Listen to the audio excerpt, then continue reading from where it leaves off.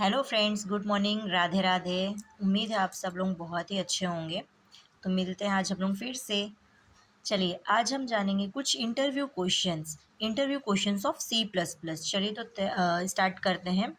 First है, what is C plus plus? C plus plus is a powerful high performance general purpose programming language known for its flexibility and ability to be used in various domains from operating system to game development. C++ एक powerful high performance general purpose programming language है जिसको हम लोग flexibility और ability के लिए use करते हैं वेरियस डोमेन में, और जो ऑपरेटिंग सिस्टम है वो गेम डेवलपमेंट के लिए यूज़ किया जाता है। नेक्स्ट है, what are classes and object? Classes are user-defined data type that encapsulate data member variable and function member method that operate on that data. Objects are instance of classes. Classes क्या है? एक user defined data type है जो encapsulate data होता है जिसको हम लोग मेंबर वेरिएबल बोलते हैं, और फंक्शंस को मेंबर मेथड दैट ऑपरेट, ये ऑपरेट होता है डेटा में। ऑब्जेक्ट है इंस्टेंस ऑफ क्लासेस। अब है, what is inheritance? Inheritance allows a class derived class to inherit properties and behavior from another class's base class, prompting code reuse and creating in hierarchical structure. Inheritance हमें allow करता है class को, वो कौन सी होती है? Derived class. और inherit करता है प्रॉपर्टीज और बिहेवियर को उसके दूसरे क्लासेस में, उसका नाम है बेस क्लास। प्रोम्प्टिंग कोड, जो प्रोम्प्टिंग कोड है हम उसे रीयूज और क्रिएट कर सकते हैं अपने हायरार्किकल स्ट्रक्चर में। नेक्स्ट है, what is polymorphism?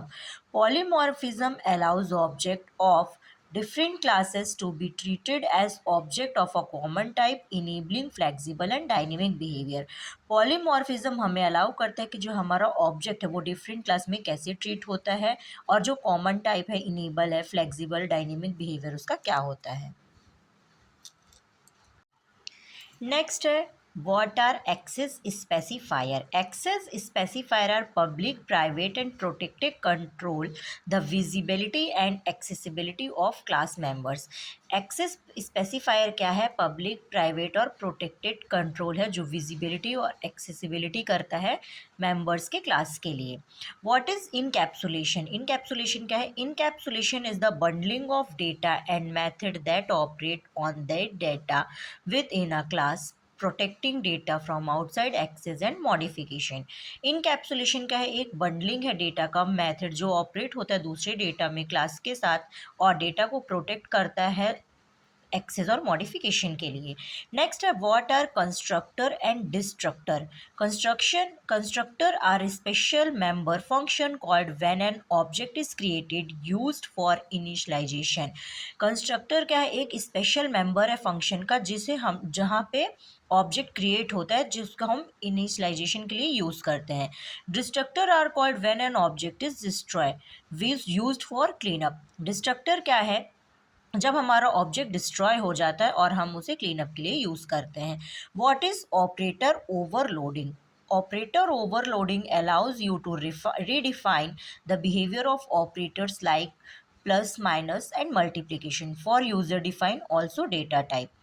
Operator overloading क्या है? ये हमें अलाउ करता है रिडिफाइन करने के लिए ऑपरेटर्स के बिहेवियर को, जैसे प्लस, माइनस और मल्टीप्लीकेशन है, और जो इसका यूजर डिफाइंड फंक्शन है वो कौन सा? डेटा टाइप होगा। Next step, what is virtual function? A virtual function is a member function in a base class that can be redefined overridden by a derived class, enabling polymorphism.